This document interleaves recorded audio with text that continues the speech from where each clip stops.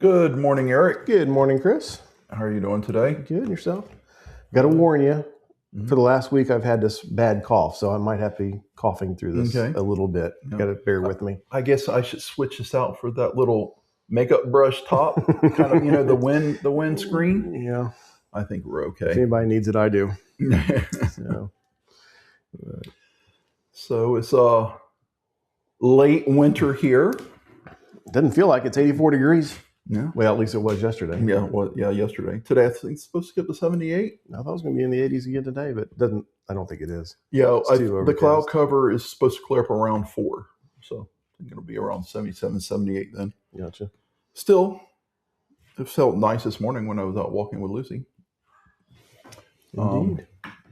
We would like to welcome you to the show, the Incoherent Ramblings of C&E.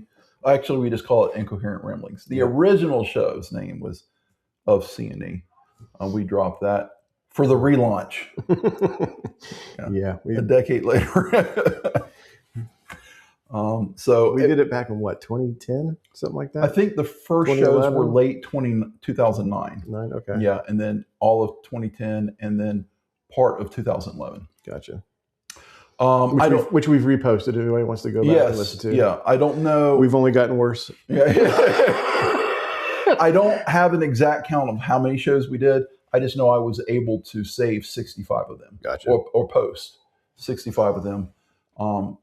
Back then we were live. Now we record. Yeah, we were 100% live. Yeah, there was, and you could go and listen to it after the fact on Blog Talk Radio, but that's the only place where it was. Right. So now we're everywhere.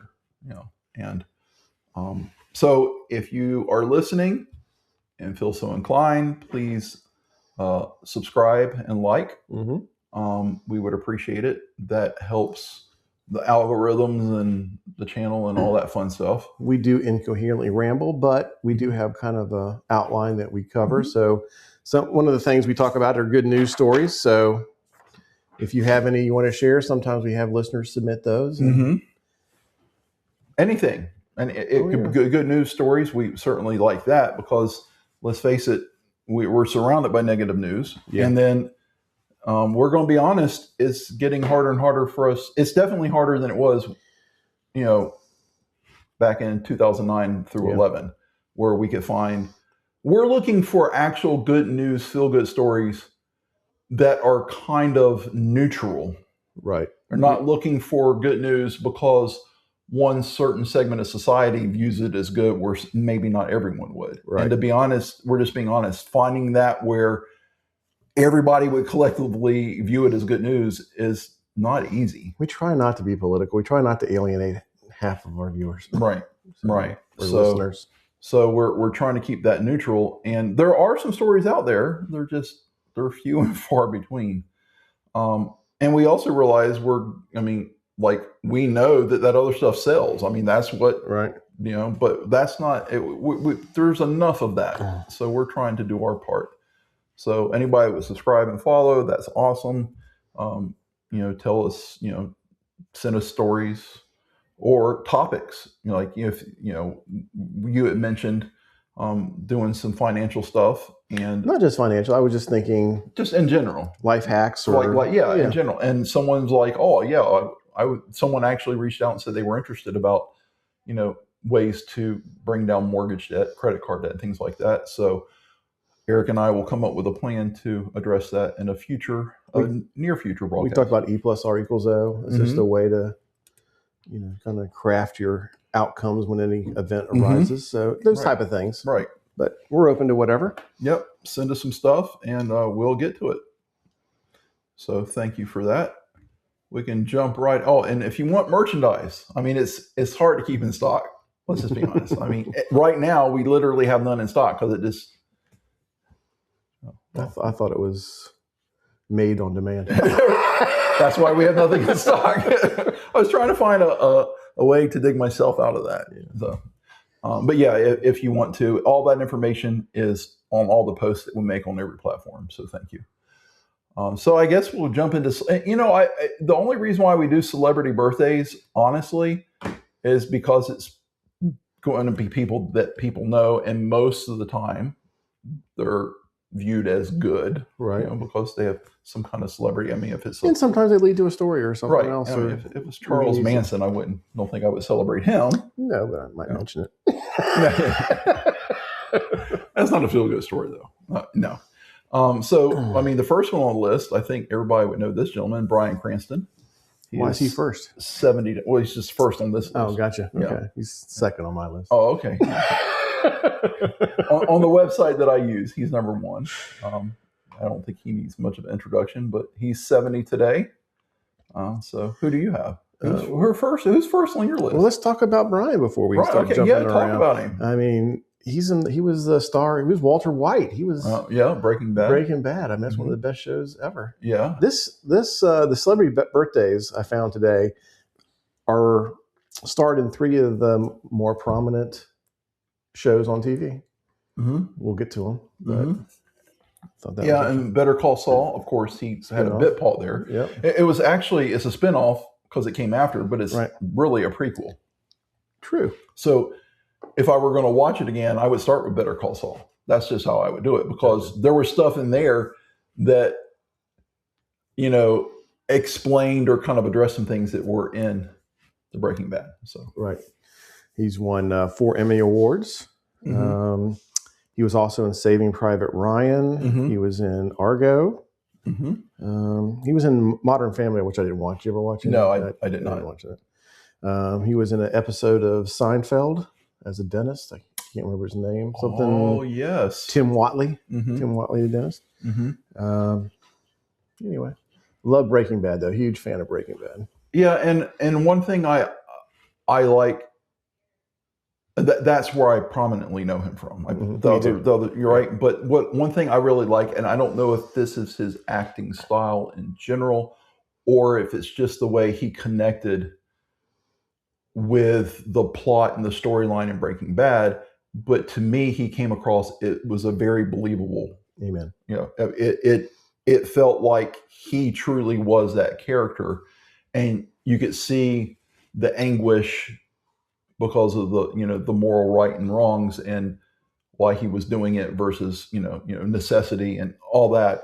I found it very believable. I don't know people. I mean, it's surely most everybody knows about it, but he had lung cancer. He was a science teacher, got diagnosed with lung cancer, like stage 3 or 4 or something, and couldn't afford the treatments. So he basically started making meth to pay for the treatments. Yeah, but high quality. To have some sort of nest egg for his kids. Yeah, and made, the highest of quality. Right. Yeah, like 99% instead of like 60 on the street. Here's an interesting fact. There was 62 episodes of Breaking Bad. Mm-hmm. The 62nd element on the periodic table is samarium, which is used to treat cancer, including lung cancer. Wow. Interesting. I think it was planned that way. Yeah. It must. Yeah, I wouldn't be surprised. Well, cool deal. Well, who was number 1 on your list then? I had Lynn Swann. I don't know why he came up first. Who? Lynn Swann, pro football player. Lynn Swanee. Okay. Yeah. He was born in 1952, wide receiver, played for USC and was in the Super Bowl in 1974 and 75. I think he won MVP. 78, 79, first time All-Pro and 3-time Pro Bowl. I mean, in a class act. Class act, yeah. Yeah, I do not remember him playing. This was before my time, but I do remember him announcing and always was very impressed by him. Right. 70, I was 10, so I definitely watched him. I'm not saying, when did his career end? I don't know when it ended, but I know he was in the 74, 75, 78, 79 Super Bowls. So. Yeah, I may have seen him play in the 78, 79, but I wouldn't have much memory of that. Right. So, well, cool deal. Shout out to Swanee. He wasn't even on your list here. No, he wasn't. That's why we both do our homework. Yeah. We don't want anybody missed or anybody left out. No. It's kind of like when, you're putting down fertilizer, you crisscross for proper coverage. I'll take your word for it. I just put down fertilizer yesterday. I know that was very random. John Hurd was on your list. He wasn't on mine. Yeah, John Hurd. Yep. He passed in 2017 at the age of 71. So he, he's been in a lot of different things. I think probably first well known was in Home Alone films. Kind of. Yep. They were huge. But he's been in a lot of different things. So I'm trying to remember the name. It was a John Grisham movie that was made into a book that was made into a movie. Was it Pelican Brief? I think it was Pelican Brief. He was in Pelican Brief. Yeah, right there, Pelican Brief. Where? Yeah, sure enough, right there. Yep. Home Alone, Chilly Scenes of Winter, Sharknado. The top of the cream de la creme.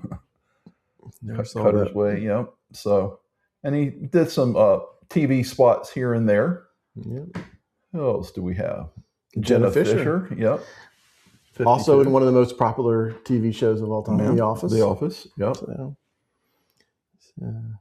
let's see, The Office ran from what, 2005 to 13. Yep. Mm-hmm. So. And I don't think it's on Netflix right now. It kind of comes and goes. And I would like to watch it in its entirety from beginning to end in the order the episodes were released. It's hard to catch that on TV, because it's in syndicate. Because without going to Eric is fully aware of it, and people that know me personally know, but I won't go into the details there. There was a life transition for me that caused me to kind of miss a couple seasons of that. And then when I picked back up, they weren't in syndicate yet. So I kind of picked back up and started watching it, and it was still funny, but I felt like I missed so many things and storylines and characters that I didn't know what was going on. Right. And so I would like to watch it because I find the show hilarious, and I know that they would have a hard time getting on TV today. Maybe comedy's coming back around to where they can actually be funny. But I thought it was a brilliant show. Oh, for sure. My sister and brother-in-law and nephews just rewatched it. Well, I say just a couple of years ago, rewatched the whole thing. So there must be a way to stream it and watch it all. Right. Well, I don't want to pay extra. Like, I want it on a platform where I'm already paying the money. Gotcha. So that's kind of where I'm going for. One thing I love about The Office, many things I love about it, but I love the brief opening, like 30-second or whatever. And my favorite one, there's many great ones. My personal favorite one is the parkour one. Still to this day, me and my boys go and watch it just randomly. Olivia and I will watch it. I just find it hilarious. So my favorite's the pranks between Jim and Dwight. Dwight, yeah. Excuse me. Sorry about that. Who else do we have?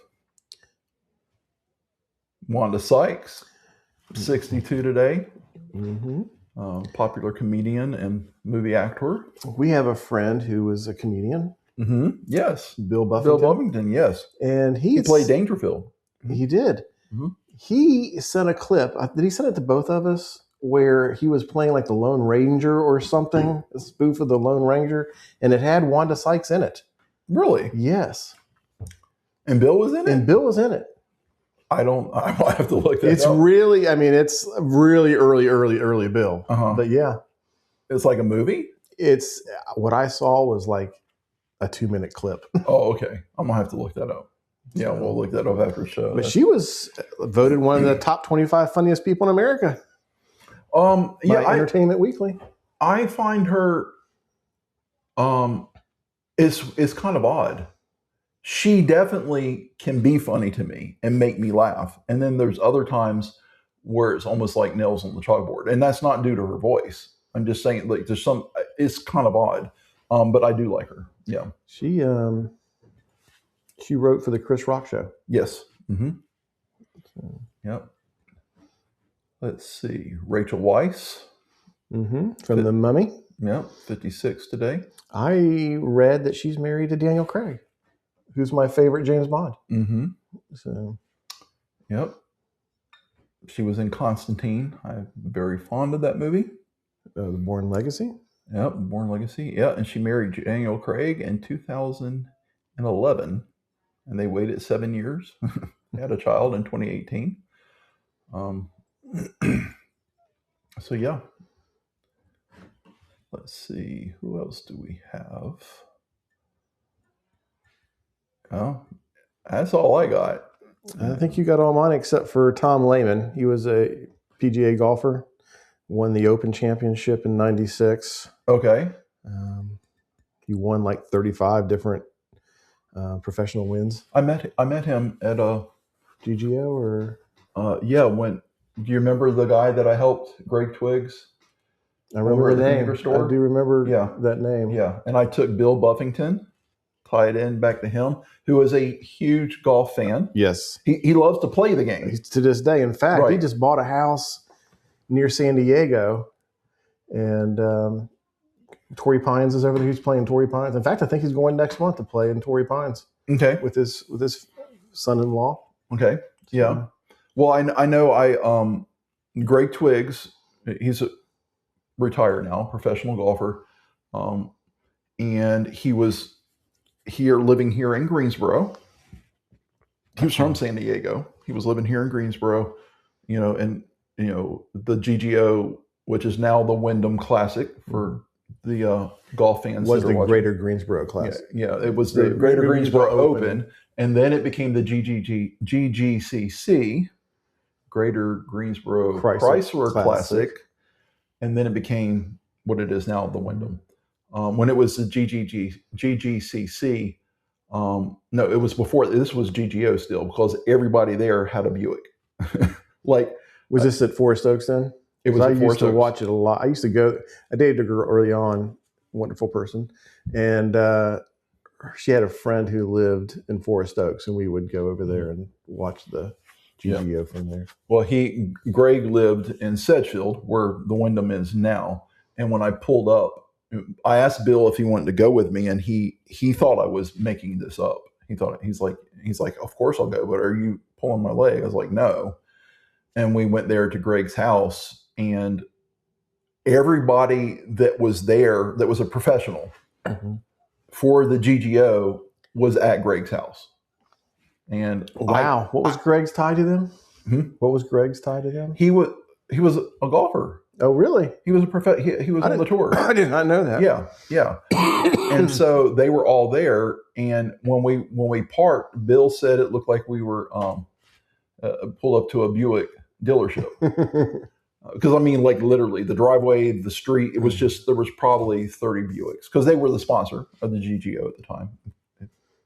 People probably figured that out. But I remember Bill was just in awe. Bill is very talkative.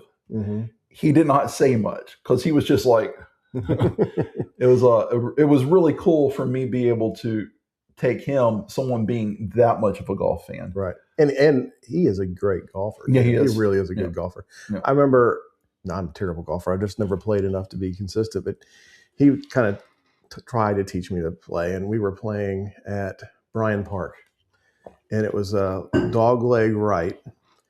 And he says, watch this, Eric. And he teed up. So there was trees to the right. You couldn't even see the green. He teed up like he's going to hit it into those trees. Of course, I hit it, tried to hit in the fairway. I have no idea where mine went. 9 shots later, I'm on the green. He hit it into the trees, over the tree. Had no idea where it went. By the time we got to the green, he was on the green in one on a par 5. Yep. So, yeah. Funny guy, good golfer. Generally, just a great guy. Hilarious. Yeah, he has amazing comedic timing. He really does. So that's a little blast from the past there. We do love Bill Buffington. We brought it up before, and we will probably mention him again. That's all the birthdays I got. Yeah, that's all the birthdays. I saw you skip over the TikTok people. Yeah, well, they're competitions, so we don't want to give them any credit.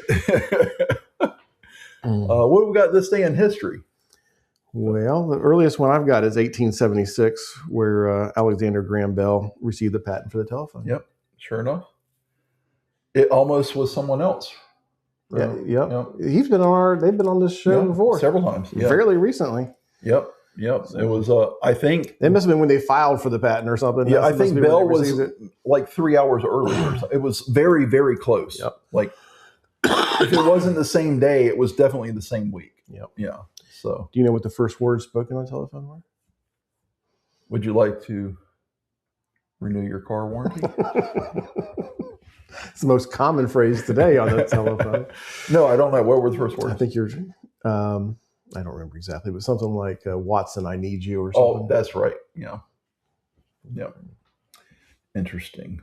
It's not. Yeah, not much. We don't have that much in history going on today. In 1933, you guys think for 1933? No. You don't have that one? No. King Kong film premiered in New York City in 1933. Oh, wow. Yeah. And in 1933 on this date, the Monopoly board game was invented. Well, Parker Brothers? Where would the world be today without it? I don't know. So, that's a good question. Monopoly. That's a great game. Have you ever sat down and played Monopoly beginning to end? I have, but it's... Okay. Well, I mean, sometimes it could be over an hour and a half. Yeah, for sure. But then it could also be, 6, 8, 10, 12, who ever knows. And I have never actually started a game and finished it. Really? Never. I think kids today are less likely to. They don't have the attention span. But when I grew up, the games were longer and you still... Just like Trivial Pursuit. I have finished Trivial Pursuit. Yeah. But there have been times where everybody was just like, okay, well, let's just call it a game. Because it can be, having to get on the middle exactly. Well, especially if you're playing with people who are trivia challenged. Right.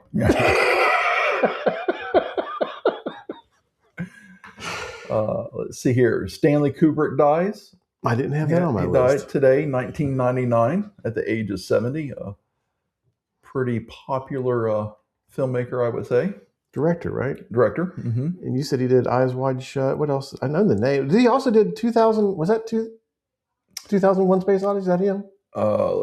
He did. I could be wrong. Yeah, 2001 Space Odyssey. Yeah, Space Odyssey. Didn't he do?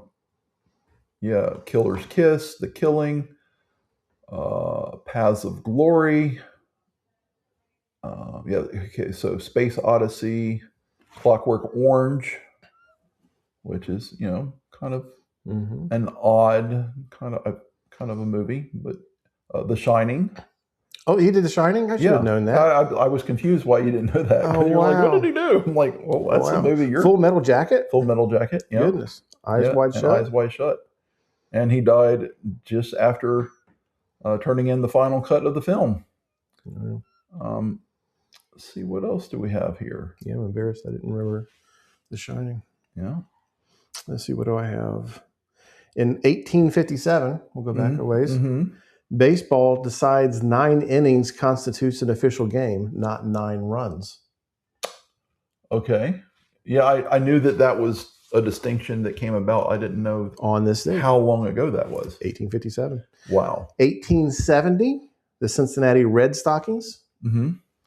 Now the Cincinnati Reds, first pro BB team to begin an 8-month tour of the Midwest and the East. Nice. Yeah. Some baseball trivia. Significant day in baseball. Yes. Eric and I, full disclosure, are big baseball fans. Yeah, we enjoy the game. Speaking of today's youth, not having patience for it, I think that's one of the things that the decline in baseball came from, because the short attention span and the reason why the game, if you're at a live game, they have all this hoopla in between innings. I mean, it's at times. I'm not saying it's not fun. Don't get me. I'm not as bad as one of our friends and rivals, Mr. Kelly, and I'm not anti-fun at all. But I have to admit, the last few professional, like MLB games I've been to, have been overwhelming for me. Like, I felt anxious. You would probably hate that. Was it the bananas? Have you seen that Savannah Bananas? They are pretty funny though. They are. They are funny. They are really. They're growing. I mean, they're packing stadiums. I mean, for sure. I mean, Well, they're funny and they're good. Yep. Like, they're talented and they're hilarious. Yeah. Going along, losing the attention span thing with baseball. I think that's why they did the pitch clock, to try and speed the game up. I'm not a fan. I know you're not. I hesitated to bring it up, but it was relevant. Well, there's many things I love about baseball, but the whole cat and mouse between pitcher and batter. I can't remember the pitcher, but I remember an at-bat that Howard Johnson had. And it was like 16 pitches. And he took his strikes until he was at 2. And then he just intentionally fouled off the rest of the pitches, like with ease. Like it was almost like it was not easy to do. Right. I mean, it was not difficult to do, which it is. And then he finally got the one that he wanted, and he sent it for a home run. Like, I don't think you can have that level of cat and mouse in the current setup that they have. Right. And stuff like that. That's when you affect the pitch count on a pitcher, you affect how long he can go, you affect how strong he pitches to the following batters. Right. Mm-hmm. I mean, it's just And then also another thing, the shift. I don't understand. I've never understood the opponents to it and the reasoning they're giving for banning it. It doesn't make sense to me. Banning the shift, the infield shift. But like, it's kind of like, I don't want to harp on soccer and hockey, but like all sides. Like in basketball, if you get an alley-oop, right, that everybody cheers. That would be an offsides in soccer or baseball or hockey, right? So why is baseball trying to penalize you for playing the averages? And Tony Gwynn would be like, okay, sure, go ahead and do the shift, and I'll just put it right over there in that gap. Spot hitters, right? It doesn't matter to them. So I mean, that one I can get over though. Like I can get over. The pitch count thing has really damaged my relationship with MLB. I watched all of 3 games last season, and I tried. I have it on mute because the announcers, by and large, either sound like they're mentally ill or that they don't know anything about baseball, which that just really annoys me. And then, I think the longest I never watched an entire game. I think I made it through like 4 innings once. I still enjoy watching it. It didn't affect live. I would go to it. Yeah, it is a game that I love, but I think it was unnecessary. And if fans are turning away because they can't enjoy something that's takes time to unfold, then just let them. And maybe leave. it's not just the fans that the reason they did it. It may have been TV, trying to shorten it for. I don't know about that. I mean, the longer it is, the more revenue. I don't know. Yeah, I don't know. I'm just telling you the reasons they gave on air. Yep. So, well, that was it for history, right? Oh no, I got quite a few more. Really? Not a ton more. Oh, I got a couple okay. more. I've got North Carolina State University is founded. Oh, really? On this date in 1887. Okay. I've got in 1987 Mike Tyson beating Bone Crusher Smith. Oh yes. By unanimous 12 rounds in Vegas. Mm-hmm. And here's a big one. In 2011, Charlie Sheen is fired from the CBS sitcom 2.5 Men. Oh, really? Is that when he became unhinged? That is when he became unhinged. Yeah. He had been in rehab like 3 times, and maybe within a year period. Right. And when he came out the last time, I think he said some disparaging things about the director or producer or something, and I think that was the end. No.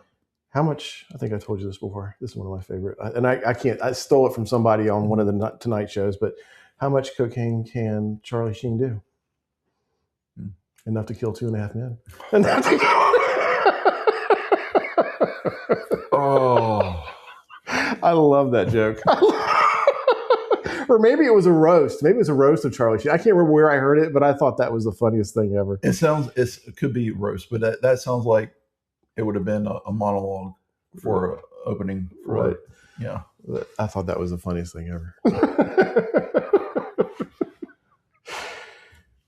What else you got?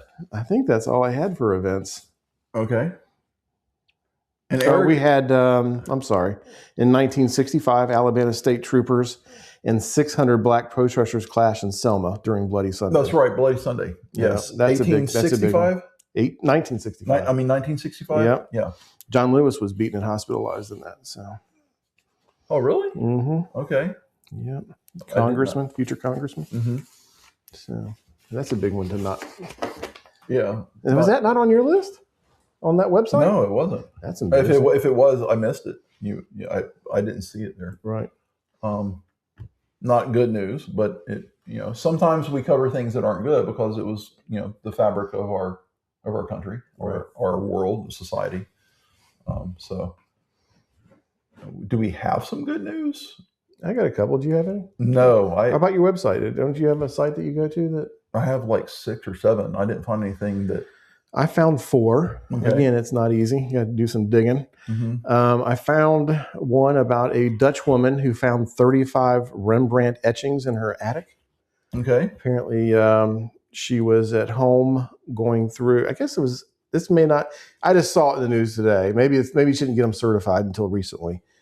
But when she was home during COVID, mm-hmm. she was going through frames and different things in the attic that her grandfather had willed her. Mm-hmm. And she came across 35 Rembrandt etchings. She thought they might be forgeries, so she didn't want to make a big hoopla about it. But she had some museum come out and did their certifications and found out they were all Rembrandts, original Rembrandts. So she sell them? She did not. I think she's put them into a museum. Okay. I think she's even looking for more. Mm-hmm. So apparently the etchings were not as popular as the paintings and that kind of stuff, mm-hmm. and as collected as much. And her grandfather still spent a pretty good penny back in the day for them, mm-hmm. and some of them are super small, inches wide, and some mm-hmm. of them are regular etchings. But gotcha. I thought that was a good news story. Yeah. I came across another story about Shaquille O'Neal. Apparently, there was a kid who was in a car accident, and and apparently he was paralyzed from the chest down. And they only gave him a 1% chance of surviving. So, I mean, he was badly hurt. And he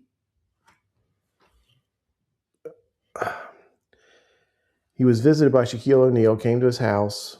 And Shaquille O'Neal had a history with this kid, too. I think the kid played on one of Shaquille O'Neal's teams, or not a professional team, but like a youth team for mm-hmm. him years before.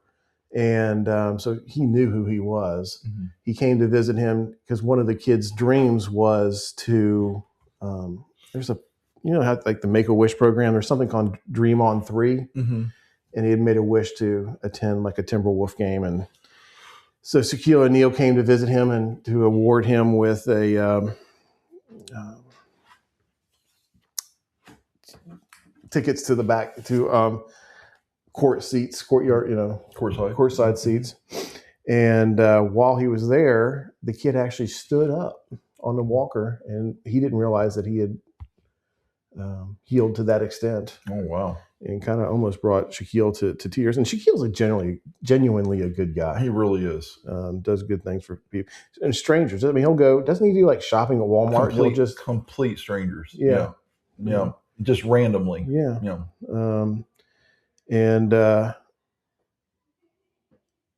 So anyway, he ended up giving courtside seats to a Timberwolves Raptor game and backstage passes to meet other players. Mm-hmm. And it was the story's better. I'm not doing it justice reading it, but and you mentioned he's a good guy. I mean, he's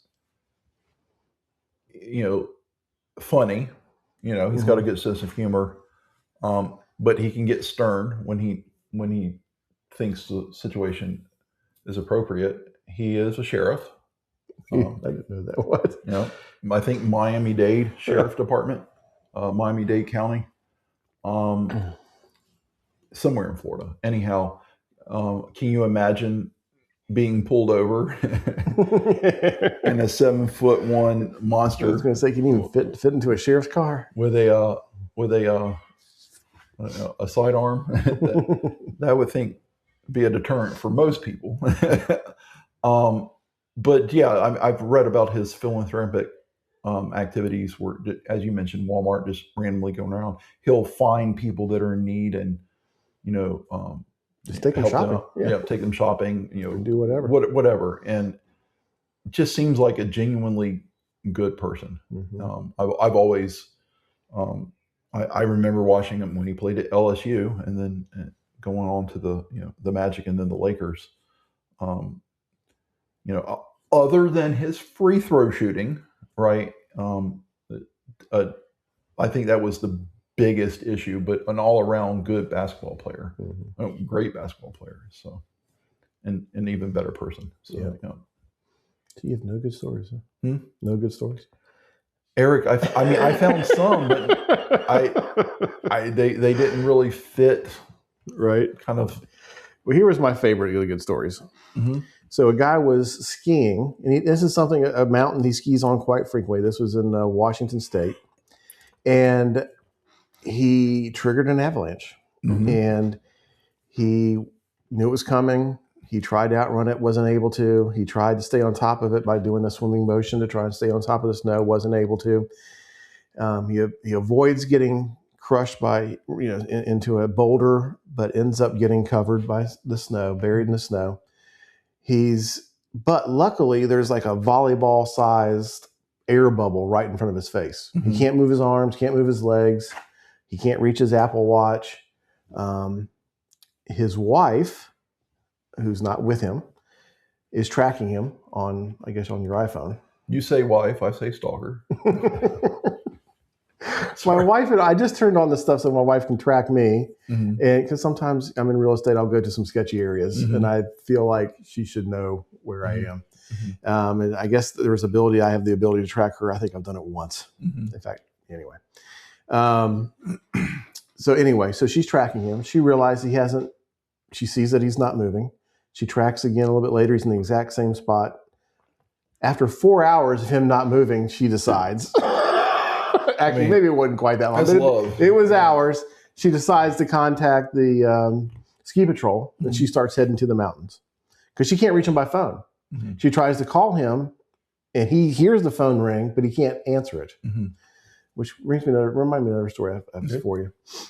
So, and he can't answer it, but they use the Find Me app to actually locate him. She's expecting the worst, and they were able to dig him out. He was unconscious. He comes to, he wakes up in the ambulance. His body temperature was very low. But they take him to the hospital. He's released after a few days. I think it might have been in there for 5 days, actually.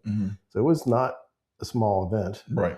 But they were able to find him just because of the technology. Yep. So, which reminds me of another story. So, wife and I were at Sherwin-Williams last Sunday. I haven't told this story to you yet, have I? No. Okay. So we're at the Sherwin-Williams last Sunday. I was doing real estate throughout the day.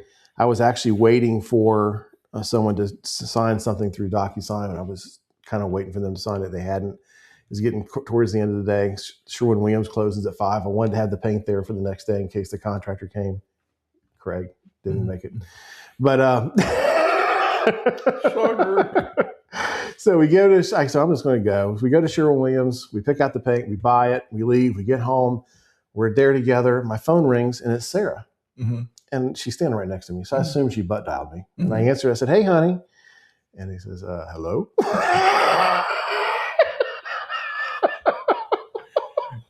And there was a guy from Sherwin-Williams. Sarah had left her phone there. Now it's after 5. They could have closed. We wouldn't have got it till Monday. She would have been an emotional wreck. But I'm like, how, on our way over there, I'm like, how did he get into your phone? It's locked. So we get there and I asked him, I said, he goes, "Well, first of all, I didn't know your name." He knew my address, but I had ordered the paint under the contractor's business name to get his discount. So he's, "But I didn't know your name. I did know where you lived. So I looked up your address. I found out who owned that address. I got your first name, and I couldn't get into her phone, but I said, 'Hey Siri, call Eric.'" And that's how he got it to call her. Nice. So I thought that was pretty good detective work and pretty good use of technology to get through to us. Yeah, I mean, that's one way. You don't have to have the passcode to get into it to do the voice stuff. Right. fortunately it worked for him. Sometimes it gets too tuned into, like if you train it a lot, right? Right, their voice or something. That's right. cool though. Yeah. Yeah, awesome. So, I have Lauren and I, the last time we were at Magic Kingdom, she became frantic because she couldn't find her phone. And there was a young lady bringing it to her. She left it in the bathroom stall. well, I was on the phone with you when I lost mine last. Remember that? We were on the phone and he lost it. That's right. You're going to have to explain that, or else they're going to be confused.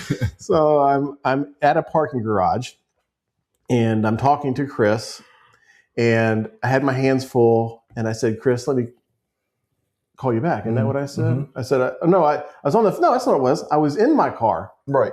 I was talking to you. I got in the car.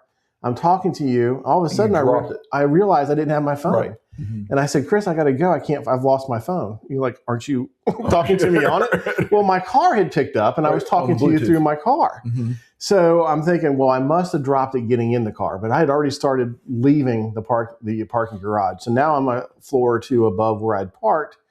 I knew I couldn't get to the same parking lot without leaving the garage and coming back in. So I parked where I was. I walked down to the level that I had been parked on originally. Mm-hmm. Somebody's parked in that spot. Mm-hmm. So now I'm thinking, oh crap, they've run over my phone. So I get down on the ground. It's been raining, so the ground is wet. Mm-hmm. I'm looking underneath the car. It's dark. It's after 5. You don't have your phone. I don't to have use my the flashlight on it. Can't see a thing. I'm waiting for cars to come around so their headlights will flash underneath. Mm-hmm. I don't see the phone. Now I'm thinking, crap. Maybe they must have picked it up, gone into. I think I was at City Hall that time. There was a council meeting. So I thought, well, maybe they're going to that council meeting. Maybe they turned it in there. So then I go back to my car. I'm thinking, well, maybe it's close enough that it'll still be connected to my car. Maybe I can call my phone. Somebody will answer and I can find out where they are and pick it up. Mm-hmm. Well, it's still connected. Mm-hmm. I call my phone and the light's up in the side of my car door. So it had fallen out. Somebody had parked very close to me. I had to squeeze into the car. Mm-hmm. It had fallen out and fallen into the pocket inside the door, mm-hmm. which also had some paper towels. It had fallen just behind that, so you couldn't see it. Mm-hmm. And it was, talking about panic. I was very panicked. It was an ordeal. It was an ordeal. Mm-hmm. Somebody had called me real estate wise. I was supposed to call them. I'm like, how am I going to be able to call them? I don't have my phone. Right. As far as even knowing what the number is, it's scary because you have so much into your phone. Yeah. I mean, if you think about it, do you remember the first mobile or cellular phone that you got? So I worked at Radio Shack. Mm-hmm. I had the very first. So back then, there was only 2 companies in Greensboro. There was Centel Cellular and Cellular One. Mm-hmm. Radio Shack had an agreement with Cellular One. Am I saying that right? No, they had it with Centel Cellular. Mm-hmm. One of the two, I can't remember now exactly. But they couldn't force the client to use them, but they did have an agreement with that one company. So the other company told us, being the salespeople at Radio Shack, anybody you sign up with us, we'll give you $500. They would give me $500 if I signed up a new person who bought a cell phone with their company. Mm-hmm. So I said, okay. And then every third person I signed up, they would literally give me a phone. And back then those phones were like $1,300. Yeah, those were the bricks, yeah. So I was making more money signing people up under the other company. You were getting $500 per person? Per person, and a phone every third person. You should be retired. I was, back then, obviously, the phones were expensive. It was new technology. Right. Not many people were doing it. But I was still making more doing that than I was from Radio Shack. Yeah, I would. Yeah, sure. So, I had one in my car. Mm-hmm. I actually had the brick phone, mm-hmm. But I also remember it was also very expensive to use back then. Yes. And I took that brick phone to the beach. Mm-hmm. And the roaming charges and the phone calls cost me $1,300 for one trip to the beach using the cell phone. Wow. Yeah. And people like, the younger people, like our daughters, that's foreign to them. Oh, yeah. They've only ever known unlimited. Right. Right. So my first phone I got with Sprint, and it was a Motorola bag phone. To this day, the absolute best reception and best call quality of any phone I've ever had, which is confusing because technology is supposed to get better. And sure, the phones are more capable now. Be ignorant to suggest otherwise. Stupid. Phones are more capable than the computers back then. Right, exactly. However, that one, it was the back phone, so it was a much higher wattage, and it had a really big solid antenna on the back phone, but it also had one that you could put, it was wired, on the top of your car. And I don't care where I was, it was as clear as being on a landline. Mm-hmm. And people did not know I was on a cell phone.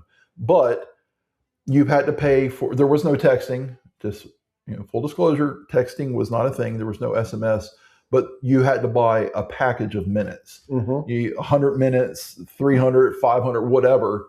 And I had, if you weren't in that area, you had to pay roaming charges. Right. If you were on a different, even a different tower. Mm-hmm. Yes. You could be in the area where you live, but far enough away you were on a different tower, and you would pay roaming charges. But it was like I had the base package, and I forget how much it was a month. It wasn't cheap, but then it was like 100 minutes, and that was it. Mm-hmm. And so the phone calls were out of necessity. Yep. You had to make a call. And now you have a phone that, like you said, not only is it more powerful than computers were back then, significantly more. Mm-hmm. So there's a comedian out now. I can't think of his name. I see him on Facebook a lot. He is very funny. And he talks about this. And he's young. He's like my daughter's age, but maybe a little bit older. He looks young. Anyway, he talks about just that, about minutes, about texting, how you used to have, or the minutes, it would be, you had to pay a certain amount during 8 to 5, and then after 5, it was less expensive. Right. Mm-hmm. Or you could have minutes between 8 and 5. You had minutes after 5. Mm-hmm. You had texting was like 25 cents a text or something. Mm-hmm. It wasn't free texting and all that kind of stuff. Yeah, it's really changed. And I can't remember the exact advent of how that was, but I remember it used to be these were your minutes, period. And then they did that from 8 to 5 was this, and then from 5 to 8 was whatever. And then they changed it over to where that 5 to 8 or whatever it was free. Yep. It did not count against your minutes. So mm-hmm. It was just during the prime. That's what he talks about. Is like, there was people that would have something important to sell you, but they would wait till after 5 to tell you because it was free and they didn't want to count against their minutes. And also, not only was it not unlimited, but also long distance is a thing. Like mm-hmm. our daughters have no concept of long distance. Like you can literally be in Key West, the southernmost tip of the United States of America, and call someone in the northernmost tip of Alaska, and it's not long distance, right? Back then, where we live now used to be High Point number, mm-hmm. even though we have a Greensboro mailing address. And the reason why is my maternal grandmother, when they bought this property and moved in, they asked Greensboro, whoever the phone company was, to run lines out here, and they wouldn't do it. She called High Point, and High Point already had it going down 62, and they said sure, because it was just one house up. Mm-hmm. And so that's how so most of my friends, I went to church in Greensboro, I went to school in Greensboro. The vast majority of my friends were in Greensboro, and if I called them, it was long distance. Even though, I could. It's not like you're calling our state. You're just calling a city right next door. Right. And it's long distance. Right. Yeah. And technically, even though I'm not in the city limits, it was Greensboro mailing address. And I was just like, seriously? So, yeah, all that technology has changed. And now unlimited everything, right? Mm-hmm. And data, Internet wasn't a thing then. Right. Yeah. I mean, it was bulletin boards, and it was mostly universities. Like, that was the internet. I knew of it, but I had never used it. When did the internet come about? Was that 88? What year? Do you remember? Because I think cell phones predated internet. Because I want to say cell phones came out in, let me think, 87, 86. I mean, it wasn't even invented before the cell phone, I don't think. Well, I mean, we should get Al Gore on the show, and he could. That's right. And, well, when did you invent it? Yeah, he invented the internet. He's a great inventor. we won't bring it up. There's another invention he has that you believe is real, but I believe is an invention. But I'm joking. That's not a joke. He said he invented the internet. It's real. It's just not man-made. Right. But he said that he invented the internet. That's right. That's his words, which kind of, I think, shows his character as a person to make that big of a lie on national television. It's interesting. Excuse me. I'm so sorry, guys. But yeah, I mean, there was no internet. Well, there was internet, but it was like, universities, right? I mean, it was not in every house. Right. When's the first time you remember getting online? I mean, I don't remember the very first time, but it must have been like 88 or something like that, with AOL or something. With me, it was at People's. It was in 1993.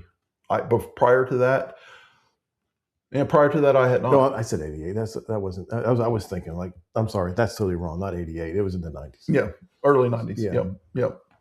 And it was and it was AOL. Yeah. No, it was Prodigy. Maybe it was Prodigy. I remember because I was on someone's computer. I set up and I was like, I've never done this before.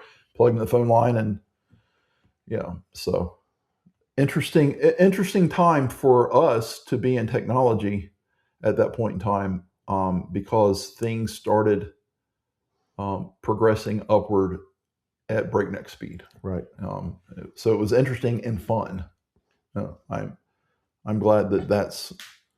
I don't hear that much about the changes in processors these days. Mm-hmm. Not like back then. Back then you went from like the 286 to the 386 to the 486 to the 486SX to the 40. And it was like every couple months there was a faster, better processor, a Pentium, and then blah blah blah. Mm-hmm. And now you don't hear that much except for like the AI processors and right. Well, they do. It's part of it is because when I was thinking the same thing. Part of it is because we're not in front of it all the time.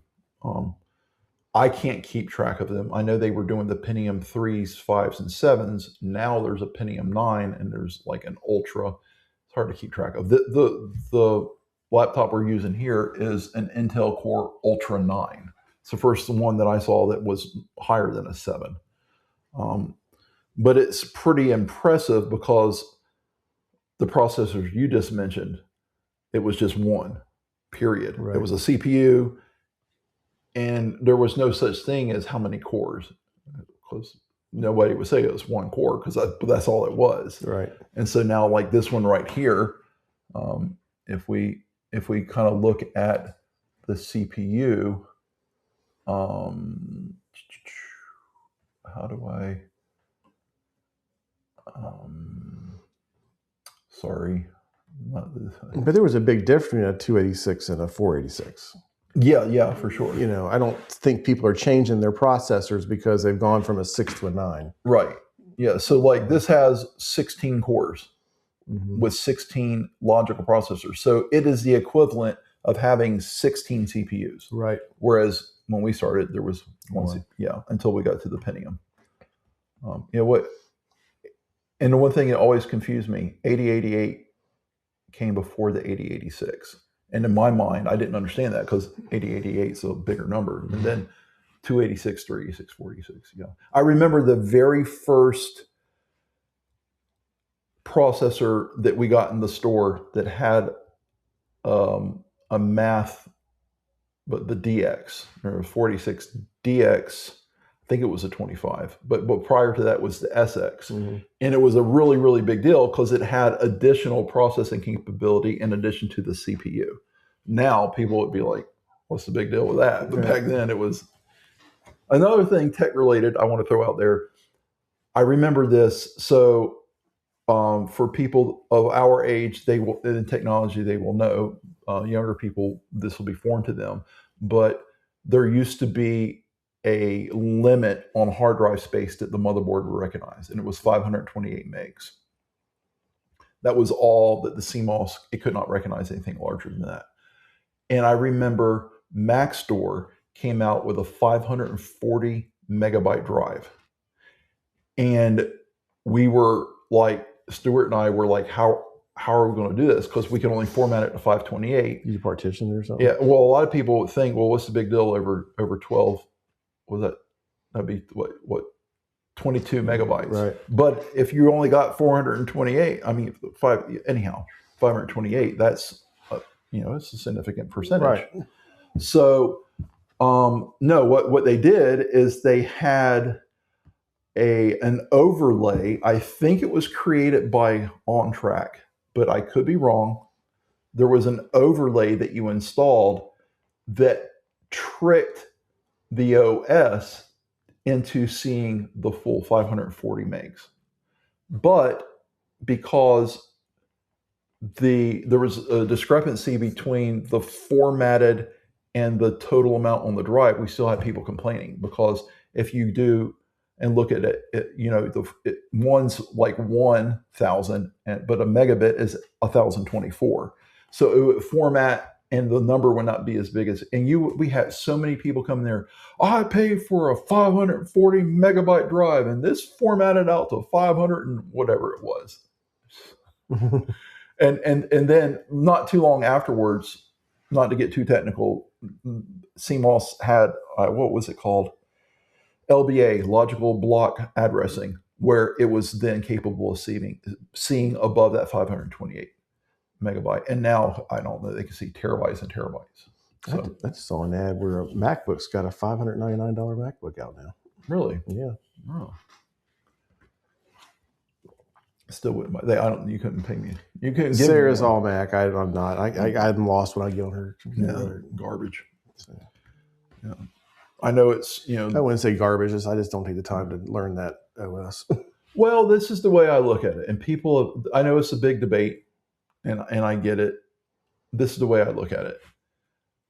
As someone who went to school for technology and spent many years in technology, I don't mean to be an advanced user or a professional, expert out of the gate.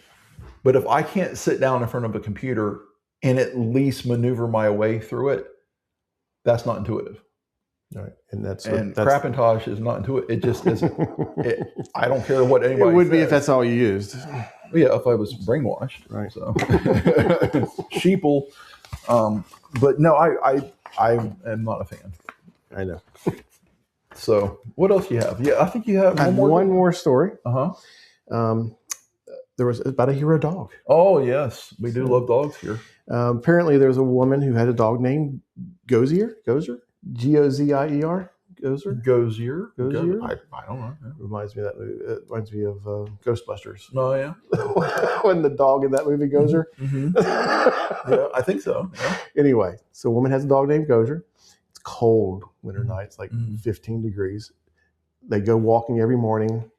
She wouldn't have gone out, but he's right there wanting to go. So she takes him out. They're on their walk. They're like 20 minutes into it. And he starts barking. And this kind of crying too. She's very persistent. The dog's very persistent. She tries to pull him along. He keeps coming back.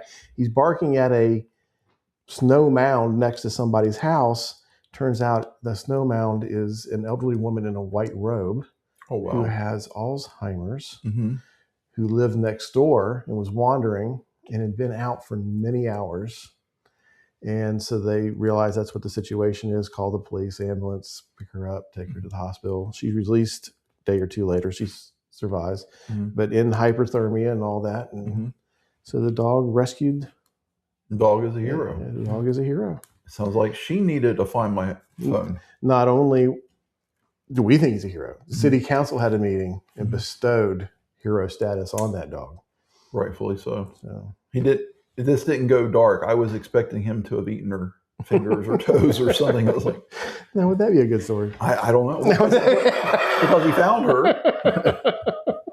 What kind of dog does it say?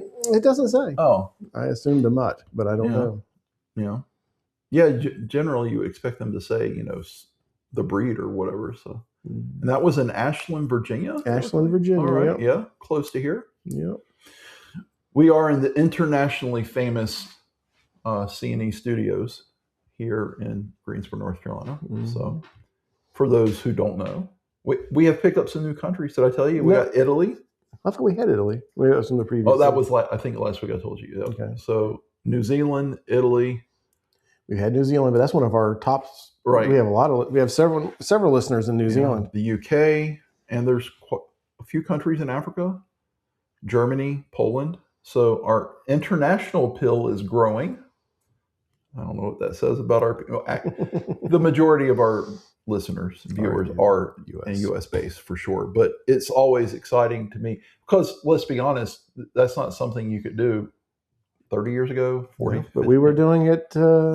We were doing it in 2011. Yeah. We had international listeners. Oh yeah, for sure. We were internationally famous back then. Yes, we were. More so than we are now. I think that's about all we got. I think so too. Yeah. We used to have what did we call it? An after show party? What was that? I think we just called it the after show. After show. Yeah. We did our shows on a Tuesday night. Tuesday or Thursday? It was Thursday. Tuesday or Thursday. And then we would go to El Mariachi's. Which is no longer in business. It sadly is not. For Eric and I, our personal favorite salsa. Indeed. That we've ever had. Day. Yeah, tomato-based salsa. Yep. Yeah. I used to go there and buy it just. Yeah. And it's not that it was significantly different than others. We both liked the texture. It was fresh. It was fresh, just the right amount of onion and jalapeno for us. It was superb. Diced to the right size. Yes, it was superb. It wasn't just sauce. Right, yeah. But it also wasn't chunky. Like just all chunk. It was chunk and sauce. Mm-hmm. Very nice. It was very good. I have to give a shout out to Pancho Villa's in High Point. I picked up some food from there last night because I don't cook on Friday nights. That's my night off. And I asked them if they had any salsa picante. She said they had red and green. Their red salsa picante is the salsa rojo. Is my second favorite spicy salsa that I've had. My favorite is, I'm going to go ahead and say it. We have a restaurant here in Greensboro. There's a couple, Rio Grande. Mm-hmm. Yep. That's near my house. They have an habanero salsa, which I have eaten sauce, like hot spicy sauce, in many different countries, including Mexico and South America. And this is by far my favorite spicy salsa anywhere that I've ever had. The texture is smooth, velvety smooth. It's hot, but it tastes so good, you just kind of have to keep eating it. Well, this salsa last night, not as good as that, but it was a number 2. It was phenomenal, and I enjoyed it so much. So shout out to Pancho Villa and High Point, and also Rio Grande. So I'm a Mexican food junkie.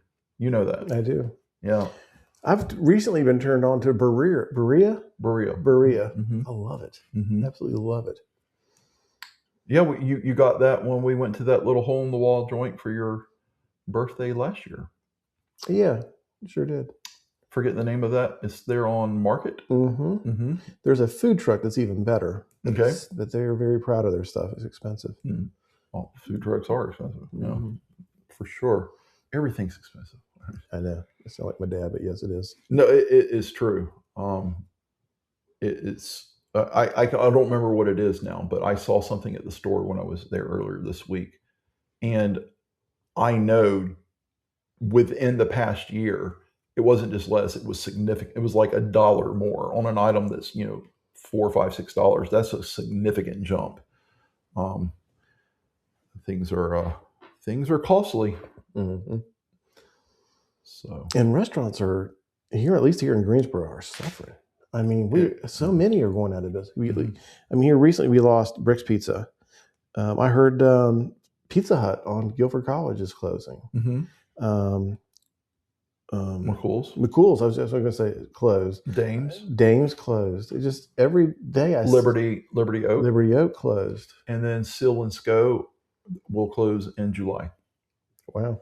Yeah, I think there's 5. Bricks is not, but I think there's 5 Bricks that were in downtown. Luckily, another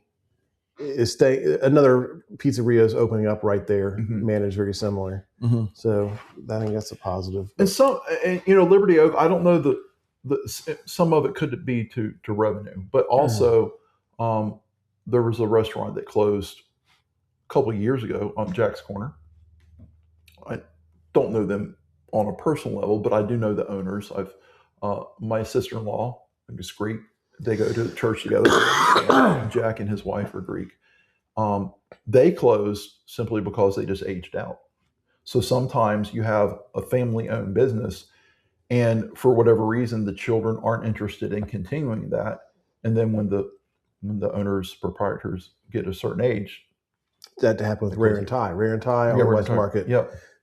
Family patriarch died. Family didn't want to keep it up. A Mexican place opened. It just closed a week or two ago, or 3 weeks ago, or something, a month ago. Another one. Right. So it's not always financial, but that again, that was the Mexican after the fact. Could have been financial. I don't know. Yeah. But and I was reading a report. I don't know. A lot of those you just mentioned were downtown. They could be blamed on the homeless population down there, not feeling safe down there. Parking has been limited. Foot traffic's down. Part of it is because of the apps that people have, DoorDash, whatever. People are getting stuff delivered versus eating in. I am anti all that stuff. I'm definitely anti the DoorDash. And food, it's goofy. No I'm offense if you like it, but I think it's goofy. And then large of it is cost. I mean, it costs. Even fast food's expensive these days. Yeah, but here's the thing on the cost that I'm not buying it. People say it's for the cost. I mean, people that are saying they aren't going out, but they're using DoorDash, which costs more. Not all. No, not all. People, there are people that use DoorDash, which costs more than if you went to the store and you have less options. Kind of like people that complain about groceries. My wife's guilty of this. She does a lot of the grocery shopping. She orders it online, and then, and I can't. I just don't like it. One, you're not picking out your own groceries, so you can't pick out the freshest fruit. They're not going to give you the best. If they're picking your stuff, they're going to get rid of the stuff they want to get rid of. You know, if they're out of something, they make the judgment call on what to replace it with. You don't get the same sale prices online. You have to tip somebody when you pick it up. You got to pay extra for that service. It's not time saving because you spend as much time doing it online as you do walking through the store to do it. I don't understand the appeal. No, I don't either. But the whole DoorDash and what's the other one? Uber Eats. No, there was one before that. Anyhow, whatever. Like Lauren's company, my wife, she works in the restaurant industry, and they sometimes give those out as like, hey, thanks for all this hard work. Here's DoorDash. And we always laugh. It's like, where we are now is not close to anybody that's going to deliver to us. Right. So it's of no value to us. But I don't even like getting food to go. Like last night, that's not my preference, because steam enclosed inside of cartons tend to make stuff soggy, or it's just not as good. Right. So I'm just, unless it's pizza, that's different. But I'm not a fan of that. But I mean, the foot traffic thing, Liberty Oak had been open, I think 40. I saw the writing on that one a while ago. Yeah. I mean, they were down. Well, I took Sarah there for her birthday. I think we were the only one in the restaurant. I mean, I told her, I made a joke like I rented the whole place out for you. The last time Lauren and I went, we decided we weren't going to go back. And that's where we had our our reception, wedding reception. If you remember, that's where we went. And it was, but the last time she and I went, the service was bad. The food was mediocre at best, and the prices were well above mediocre at best. Well, that's the thing too. Not only does it cost more, I think the quality of food out has gone down. And I researching that a little bit too. All these places get their stuff from the same Cisco Foods or whatever, and their quality's down. So I don't know. I'm glad we're spouting all this good news. Restaurant closings, doom and gloom. But as restaurants close, new ones open, and some of them thrive, some don't. So it's got to be a hard industry. It because there's a lot of waste. You have to balance that, and that's where a lot of the profit gets eaten up is in the waste. There's no way around it. So, did you ever eat at Dame's? Oh yeah, I love Dame's. Oh, okay. Yep. I had never eaten there. Really? I ate at a chicken and waffle joint in Atlanta when I was down there. That might have been where it originated. I can't remember. Yeah, I ate there. This was back in the mid '90s. The first time I went there, and it was fantastic. It really was. First time I ever had it was I took Megan to Niagara Falls, and I had it in New York before we crossed over to Canada. That was the first time I'd ever had it. That was lovely. Is that when I came up there? That is, yes. Yeah. Sure enough, that was that same trip. What year was that? Like 2013 or something? I don't know. Yeah, Olivia would have been 8. That sounds about right. 2013, 2014, somewhere in that range. Yeah. So, well, we are rambling, but we are out of stuff. So let's go ahead and wrap it up. Again, thank you for listening. Subscribe, follow, engage. If you are so inclined to get some merchandise, we'd appreciate it. And if you have any suggestions of stories or stuff you want to talk about, email the store. Email, Facebook, Instagram. I think you can even send messages to Spotify, whatever. So until next time, I'm Christopher. Eric. See you later.